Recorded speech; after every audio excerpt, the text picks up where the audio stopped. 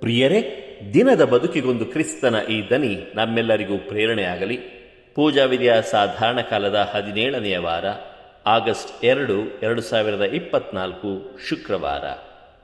ಸಂತ ಮತ್ತಾಯನು ಬರೆದ ಪವಿತ್ರ ಶುಭ ಸಂದೇಶದಿಂದ ವಾಚನ. 13ನೆಯ ಅಧ್ಯಾಯ, 54ರಿಂದ 58ರವರೆಗಿನ ವಚನಗಳು. ಆ ಕಾಲದಲ್ಲಿ ಯೇಸು ತಮ್ಮ ಸ್ವಂತ ಊರಿಗೆ ಮರಳಿ ಬಂದು ಅಲ್ಲಿಯ ಪ್ರಾರ್ಥನಾ ಮಂದಿರದಲ್ಲಿ ಬೋಧನೆ ಮಾಡಿದರು. ಅದನ್ನು ಕೇಳುತ್ತಿದ್ದ ಜನರು ಆಶ್ಚರ್ಯಚಕಿತರಾಗಿ, ಈ ಪರಿಜ್ಞಾನ ಇವನಿಗೆಲ್ಲಿಂದ ಬಂತು? ಈ ಮಹತ್ ಕಾರ್ಯಗಳನ್ನು ಇವನು ಮಾಡುವುದಾದರೂ ಹೇಗೆ? ಇವನು ಆ ಬಡಗಿಯ ಮಗನಲ್ಲವೇ? ಮರಿಯಳು ಇವನ ತಾಯಲ್ಲವೇ? ಯಾಕೋಬ, ಜೋಸೆಫ್, ಸಿಮೋನ, ಯೂದ ಇವರು ಇವನ ಸಹೋದರರಲ್ಲವೇ?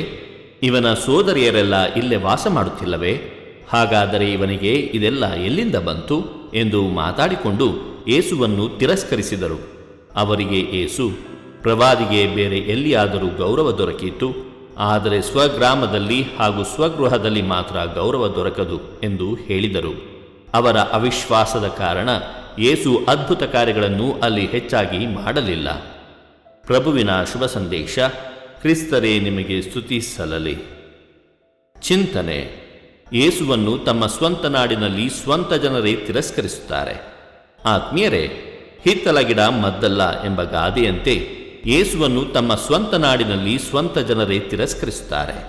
ವ್ಯಕ್ತಿಯ ಸಂದೇಶ ಮತ್ತು ಸಾಧನೆಗಿಂತ ವ್ಯಕ್ತಿಯ ಮತ್ತು ಆತನ ಕುಟುಂಬದ ಹಿನ್ನೆಲೆ ನೋಡುವವರೇ ಹೆಚ್ಚಾಗಿದ್ದಾರೆ.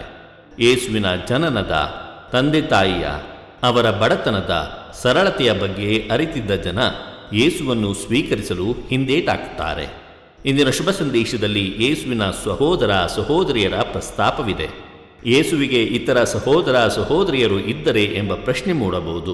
ಇಲ್ಲಿ ಬಳಸಲಾಗಿರುವ ಗ್ರೀಕ್ ಪದ ಅಡೆಲ್ಫೋಸ್ ಎಂದರೆ ದೊಡ್ಡಪ್ಪನ ಅಥವಾ ಚಿಕ್ಕಪ್ಪನ ಮಕ್ಕಳು ಎಂದರ್ಥ. ಅವರು ಒಡ ಹುಟ್ಟಿದವರಲ್ಲ. ಮರಿಯಳಿಗೆ ಯೇಸು ಬಿಟ್ಟರೆ ಬೇರೆ ಮಕ್ಕಳಿರಲಿಲ್ಲ. ದೇವರು ನಮ್ಮೆಲ್ಲರನ್ನು ಆಶೀರ್ವದಿಸಲಿ. ಇದು ದನಿಮಾಧ್ಯಮ ಮನೆಯ ಕೊಡುಗೆ. ಧ್ವನಿ ವಂದನೆಯ ಸ್ವಾಮಿ ಶಾಂತಕುಮಾರ್ ಜೆ, ಬೆಂಗಳೂರು ಮಹಾಧರ್ಮ ಕ್ಷೇತ್ರ. ಪ್ರಿಯರೇ, ಈ ಚಾನೆಲ್ ಅನ್ನು ಸಬ್ಸ್ಕ್ರೈಬ್ ಮಾಡಿ ಪ್ರತಿದಿನ ದೇವರ ವಾಕ್ಯವನ್ನು ಆಲಿಸುತ್ತಾ ಅದನ್ನು ಇತರರೊಂದಿಗೆ ಹಂಚಿಕೊಳ್ಳಲು ನಮಗೆ ನೆರವಾಗಿರಿ. ಧನ್ಯವಾದಗಳು.